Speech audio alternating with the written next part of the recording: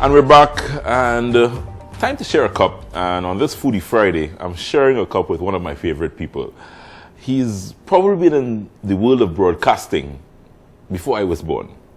That might be pushing it a bit. But he's been around for a long, long time. Very experienced broadcaster coming out of Trinidad and Tobago. I'm talking about Big George Wayne Le Blanc. He's not that big anymore, however. I don't know if he will continue with Big George as his AKA. Good morning, sir. I know, but you have no shame, right? Okay, good. Good morning, and good to be here, Joel. Good to see you. You are less of yourself these days. Just a bit? I'm here 107 pounds. Wow, Okay. Big George. I had to make some adjustments. You had to. I have to live, you know, so we had to take care of that. Yeah. That conscious decision by you to lose the weight and get rid of the excess weight. A team effort. Yeah. The bride and myself. It was a team effort. Yeah. You know, we had to take care of that. Yeah. You know? Now that you said, just tell me about the adjustment. Is there a major adjustment having gone through that process? Well, I had I let everyone know, it's not a secret. I did surgery. I did the surgical procedure, right. And had my stomach reduced. Right. And so now the intake that I had before is much reduced. You know, Right. so from being able to consume what a Mack truck would have been able to take down, Yeah. and now about the size of a bicycle. Small stuff. You know? And it's literally that extreme? That It is extreme. It is an extreme procedure. It is a life-changing procedure. Yeah. But it is something that so when people think about it, like I was talking to some members of your crew just now, and they were thinking about it, and I say it's something that you have to do, and if you want to do it, it can happen. Yeah. So you just take care of yourself. You know? Yeah. And I mean, let me see. You look good. I mean, not that you weren't looking good before, but Thank no, you. I mean, looking at you, Yeah. you know, it's almost refreshing now in terms of seeing the transition that you've made. And as I said, it's just important, I think, to take care of yourself. I mean, going up to a weight of just over 400 plus pounds, Yeah, you know, you yeah. had to take a stock of what was happening, you know, health-wise, Yeah. physical condition, my ability to produce at work, you know what I mean? It being heavy affected many things, you know, where you become irritable, you are tired frequently. Yeah. Like in the early days when I started at NBS, I could have run up the stairs. Now it's like, okay, I'm coming eventually, you know. So we had to make that adjustment to at least for me to see last Christmas, because I felt that I was going to make it. That is how I felt. I felt I was going to make it to Christmas. It was that bad, Joe? It was that bad, you know, affecting feet, knees, back, couldn't sleep apnea, you know, stop breathing 24 times per hour, that kind of stuff. It was serious. So other than the fun you hear on the radio, it was serious business when it came off the air as just to get by. Yeah, you know. Right. Well, good. I mean, I'm so happy. I mean, that you've made that transition now and moving on past that. I'm glad to know that you said I'm one of your favorite people. I never knew that. You never knew that? So now you're part of my inner circle, you know. Small circles, Joel. It's a small circle. But yes, thank you very much. Take me back. You already said, how long have you been in broadcasting? Right after Trinity College, I joined 610 Radio as the office boy. Right. And this was, I will tell you, 1981.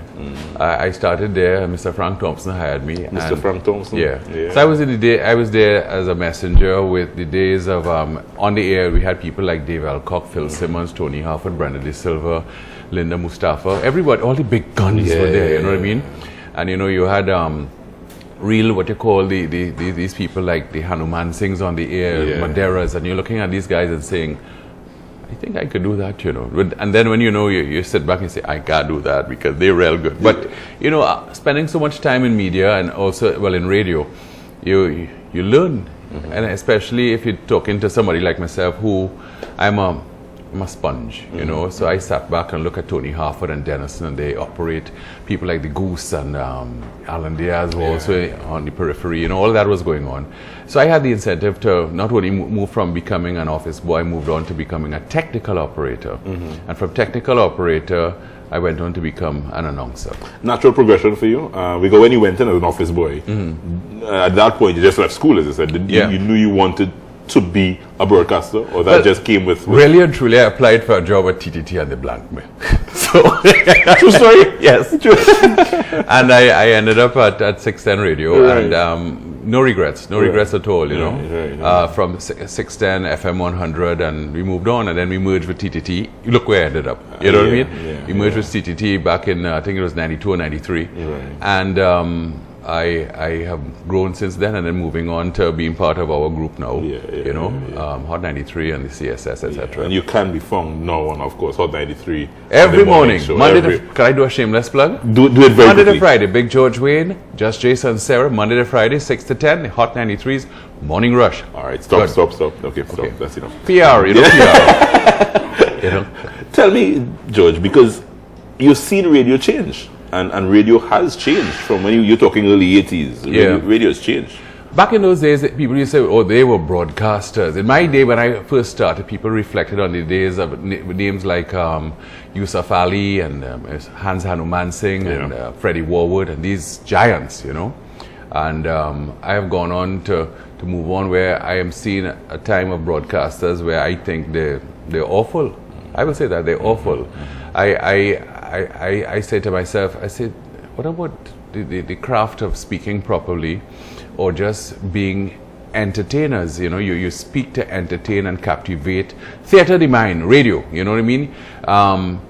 Your listeners, they're listening to a box, and you have to paint the picture of how great this day is. They don't know I have a sore throat, they don't know I have a headache, they don't know I came to work in a bad mood, but I have to make their day every day. But now we have a lot of screamers and ballers, and sometimes I say media owners should really just do a stop check and say, listen, we need to fix this. And that's my personal beef these days, you know. So when you come back, I want to take a short break, and when we come back, we just want to find out what went wrong over the years, because many people will say, well, probably some of those great names that you called are responsible for why things are in terms of the awful state as you described it, in terms of the quality of broadcasting. You're looking to point blame? Sure. We're coming back. Copper Joe, we're talking with Big George, or not so big, George Wayne Le Blanc.